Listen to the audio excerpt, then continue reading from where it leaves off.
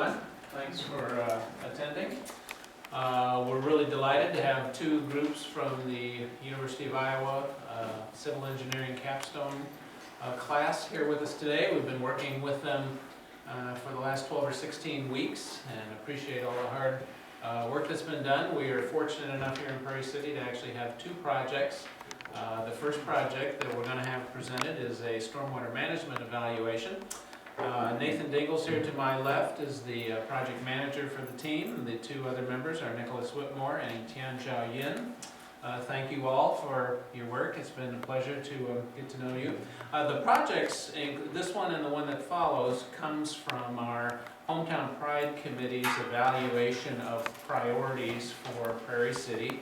We were able to pluck a couple projects out and get the civil engineering program interested in them. So that's the genesis of how we've gotten to this point. And we're hopeful that the information presented will, in terms of addressing the issues, will be good information for us. Obviously, these young people are involved in cutting edge type research and things that certainly those of us in the audience will not be aware of. But hopefully it'll give us a roadmap for moving forward, some city council decision making, looking for some funding, some grants, that type of thing. And so we're very interested in hearing what you have to say, and welcome, gentlemen. Thank you. All right, so we are the Stormwater Sewer Group. My name is Nathan Dingles. My name is Nick Whitmore. I'm Tian Zhao Yin. The purpose of our project is to analyze the existing stormwater sewer network, design methods for improvement of the site-specific programs within the network in Prairie City. And the stormwater sewers are the networks of pipes that carries rainwater from the ground level to the streets and the treatment plants. And Prairie City is unique because it's a flat topography and it's hard clay soils. Our project statement was originally to analyze and redesign the whole sewer network in Prairie City. But during our first site visit, the scope narrowed quite a bit. The highlighted areas of the map are where we have to focus the majority of our work. Here is the presentation format. First is the design object, what we need to accomplish, and approaches, how we are going to do about accomplishing these objectives. And the challenges are the problems we faced during the project, and alternatives are some options that would potentially accomplish our objectives. And the final design selection are the alternatives that we choose as being the most effective. And the cost and the construction is preliminary costs and construction estimates.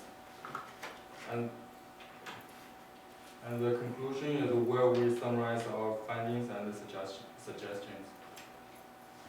Alright, so I'm going to talk a little bit more about the meat of our project. When we first came to the city, we were told, or initially last year when we had our design seminar, the project that we were given was basically, like Ian said, to analyze and redesign the entire sewer network, or that was sort of what we were told we had to do. But then on our first site visit, we met with Mark. I don't think he's here today, but he was the one who sort of showed us around, and like Ian said, our scope of our project narrowed quite a bit to a couple specific areas in the city. So the first site that we had to focus on mostly was the northeast part of the town, where there was a lot of localized standing water and basement flooding and things like that. So you can see here on the map, the blue rectangles represent the block faces, that experienced the most flooding historically. And basically our first design objective was to mitigate that standing water in the part of the town. And then our second design objective was to basically reinforce the eroded bank of the channel near the outlet structure, which is all the way down South and State Street.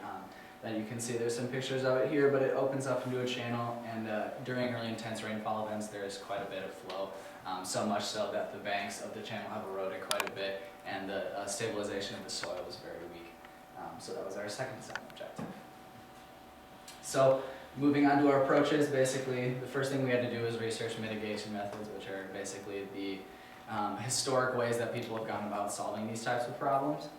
Gathering data at all of our sites, we did the most of the gathering of the data in the northeast part of town, where there was a lot of the standing water. We had to measure the depths of all of the stormwater pipes, the depths of the open channels, the size of the pipes that were up there. So that was where the majority of our data collection was. Unnecessary calculations, which is just all of the engineering math that we had to do to basically find the slopes of each of the pipes and the amount of flow that actually is experienced in the pipes during rainfall events. And then finally, we did AutoCAD modeling of our data and the design alternatives, which is basically taking all the information that we gathered and all the calculations that we did and creating something useful that we can share with you guys for the future. So some of the things that we came across and that were sort of issues during our project was the data provided. Obviously, Prairie City is a very small town, so there's not a ton of information about what's actually out there. So some of the things that we noticed were the map that we were provided. A lot of the things that were on the map a lot of things on the map we couldn't find in real life, and a lot of the things that we found in real life were not on the map. So that was something that we had to work through a little bit. I think the weather also, you noticed some of the pictures earlier, there was a lot of snow on the ground for our first site visit, so we ended up not being able to look at a lot of the things that we wanted to get a look at. So we ended up having to take a second site visit, which was not a big deal, but we ended up getting all the things that we needed to get out of it, which was good. Let's see, the third problem that we noticed during this project was that the state of the existing infrastructure was, to our knowledge and our belief, something that might actually be causing the problem more than a lack of infrastructure in place that is actually causing the problem.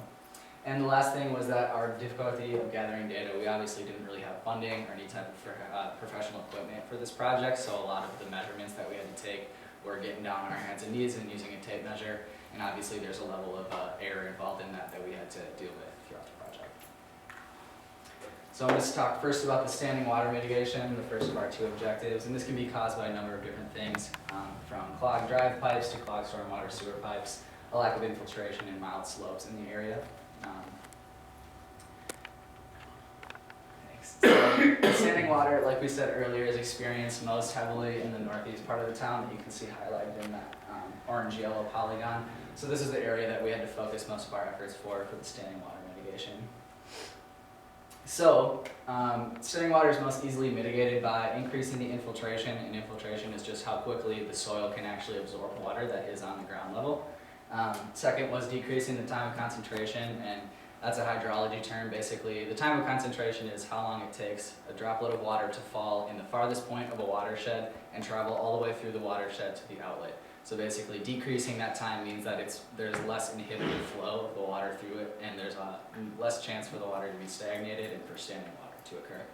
And then the last one is detaining the water, and that's basically just holding the water in a location during a rainfall event that takes that volume of water out of the pipes that would have otherwise had to deal with that. So first, infiltration, increasing that is something that we can't really do for our project.